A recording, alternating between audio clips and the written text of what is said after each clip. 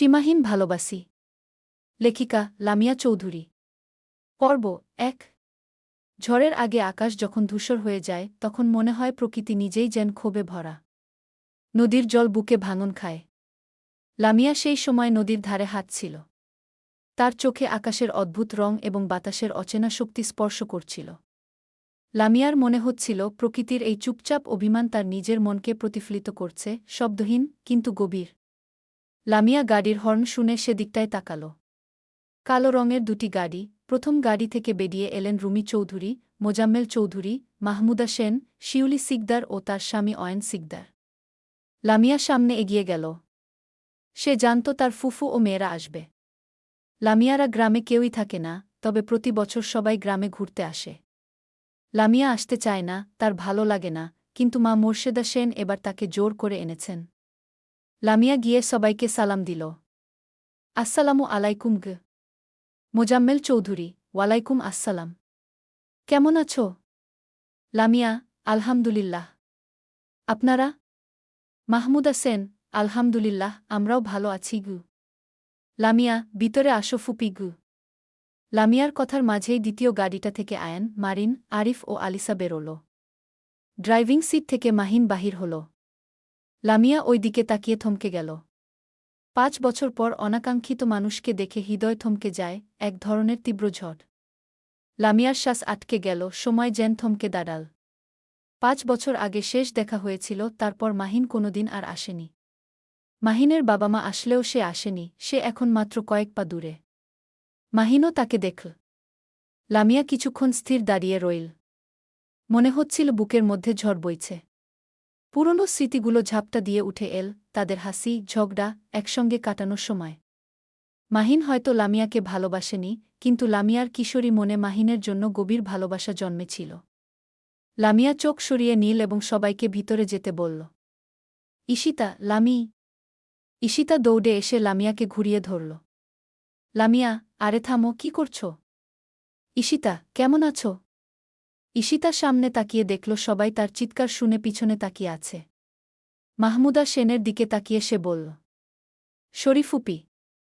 জানোই তো পুরনো বন্ধুকে কতদিন পর দেখলাম, তাই এক্সাইটেড হয়ে গিয়েছিলাম গ। বলে ফ্যালফ্যাল করে হেসে দিল। মাহমুদা সেনও হাসলেন, তবে কিছু না বলে ভিতরে চলে গেলেন। ঈশিতা: কেমন আছো লামি? লামিয়া কথা বলতে পারছে না, কথাগুলো কেমন দলা পাকিয়ে গলায় আটকে আসছে। লামিয়ার এমন অবস্থা দেখে ঈশিতা চিন্তিত হয়ে বলল। লামি, কি হয়েছে? বলো আমাকে। ঈশিতা লামিয়াকে নিয়ে নদীর পাড়ে চলে গেল।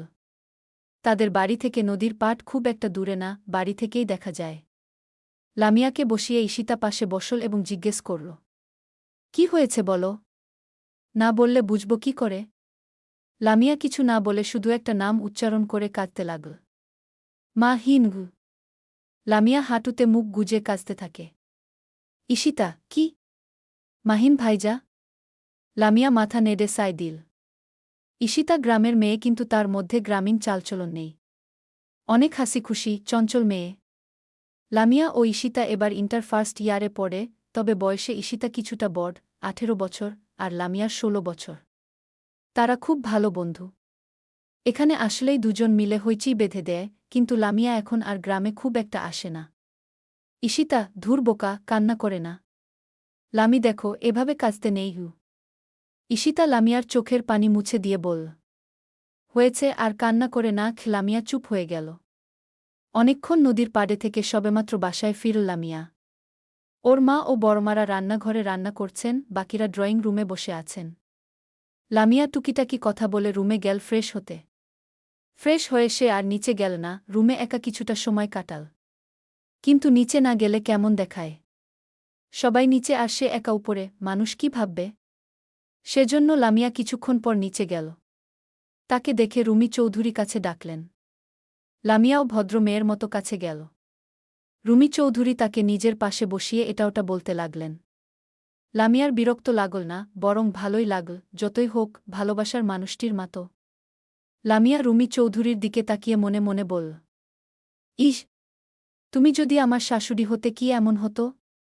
কিন্তু তোমার ওই শয়তান ছেলেটা কি আমাকে পছন্দ করবে? উহু, কখনো না। বাইরে থেকে পড়াশোনা করছে, নিশ্চয়ই গার্লফ্রেন্ডও আছে। কথাটা ভাবতেই লামিয়ার বুকটা হাহাকার করে উঠল। সে কিভাবে সহ্য করবে মাহিনের পাশে অন্য কাউকে? পারবে না লামিয়া, কিন্তু এটাই হয়তো বাস্তব। রুমি চৌধুরী, কি ভাবছ লামিয়া? লামিয়া, কিছু না ঘি। রুমি চৌধুরী, একটা কথা বলি? মন খারাপ তোমার? লামিয়া, না ঘি। রুমি চৌধুরী, তাহলে এমন লাগছে কেন? লামিয়া, এমনি। আসলে মাথা ব্যথা করছে ঘি। লামিয়া কিভাবে বলবে যে হ্যাঁ, খুব মন খারাপ। তোমার ছেলের জন্য কতগুলো বছর অপেক্ষা করেছি, কিন্তু তোমার ছেলে আসেনি। জানি না কেন আসেনি। ভীষণ অভিমান হয়, কিন্তু সে তো কখনো জানতেই পারল না। লামিয়া নিজেকে স্বাভাবিক করে একটা দীর্ঘশ্বাস ছাড়ল। জাহিন, লামিপু, কোথায় তুমি? বাইরে আসো, ব্যাডমিন্টন খেলব গো। লামিয়া বাইরে গেল। তাদের পরিবারটি অনেক বড়। লামিয়ার বাবারা ৩ ভাই ২ বোন। দাদুর ২ বিয়ের প্রথম পক্ষে মাহমুদা সেন ও রুমি চৌধুরী। মাহমুদা সেনের বড় মেয়ে শিউলি সিকদার, স্বামী অয়ন সিকদার, ছেলে আয়ান। রুমি চৌধুরীর স্বামী মোজাম্মেল চৌধুরী, তাদের ছেলে মাহিন ফয়সাল চৌধুরী, ইন্সপেক্টর। মাহমুদা সেনের ছোট ছেলে মনির সেন, স্ত্রী অপর্ণা, ছেলে আইমান। মেজ মেয়ে সোনালী সর্দার, স্বামী আরমান, ছেলে নাফিস ও মেয়ে নাশিয়া। দাদুর দ্বিতীয় পক্ষে ৩ ছেলে, জয়নাল সেন, স্ত্রী আফরোজা, মেয়ে জাহিন, জাহিদুল সেন, স্ত্রী মোর্শেদা, মেয়ে লামিয়া এবং জাহাঙ্গীর সেন, স্ত্রী আনায়া, ছেলে আমান ও মেয়ে আরু। ছোট চাচ্চু জাহাঙ্গীর ঢাকায় থাকেন। ছোট ফুফু স্বামীর কাজের জন্য আসতে পারেননি। দাদুদাদি কেউই বেঁচে নেই, তবে তাদের পরিবারের সবার সম্পর্ক খুব ভালো, শতাপন ভেদাভেদ নেই। লামিয়া ব্যাডমিন্টন খেলছে, হাসাহাসি করছে। হঠাৎ তার মনে হল উপরে কেউ আছে। তাকাতেই দেখল মাহিন বেলকনিতে দাঁড়িয়ে আছে। তবে মাহিনের দৃষ্টি তাদের দিকে নেই, সে ফোনে কথা বলছে। লামিয়া মাথা নিচু করে নিল। মাহিনকে দাঁড়িয়ে থাকতে দেখে লামিয়া আর খেলার সাহস পেল না। মারিন, ঈশিতা, জাহিন ও আয়ান খেলছে। লামিয়া না খেললে ঈশিতাও আর খেল না। ঈশিতা কাছে এসে বলল, চলো লামি, এক জায়গা থেকে ঘুরে আসি গু। লামিয়া, হুম, চলো গু। মোর্শেদা চৌধুরী, কোথায় যাবি তোরা? ঈশিতা, আন্টি, একটু নদীর পাড় থেকে ঘুরে আসি গু।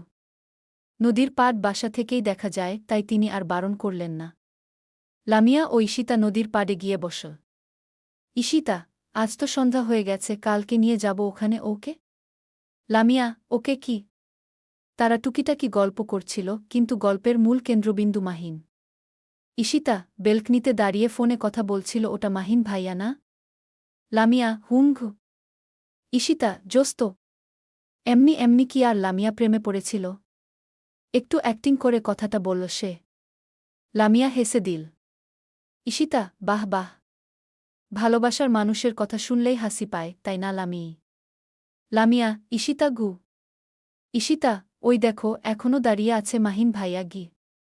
লামিয়া আর চোখে তাকাল। হ্যাঁ, দাঁড়িয়ে আছে, তবে এবার আর একা না, আলিসাও আছে। ঈশিতা, ওই মেয়েটাকে না আমার মোটেও ভালো লাগল না গে। লামিয়া, কেন? ও তো মাহিন। মানে ওনার কাজিন হয় গে। ঈশিতা, হুম, কিন্তু মারিনও তো কাজিন। ও তো এমন না গে। লামিয়া, বাদ দাও উ। মাহিন বেলকনিতে দাঁড়িয়ে আছে, অন্য পাশে মুখ করে। লামিয়ার দৃষ্টি অপলক মাহিনের দিকে। নিষ্পলক চোখে সে চেয়ে আছে তার শখের পুরুষের দিকে, তার চিরন্তন একতরফা ভালোবাসার দিকে। চলবে।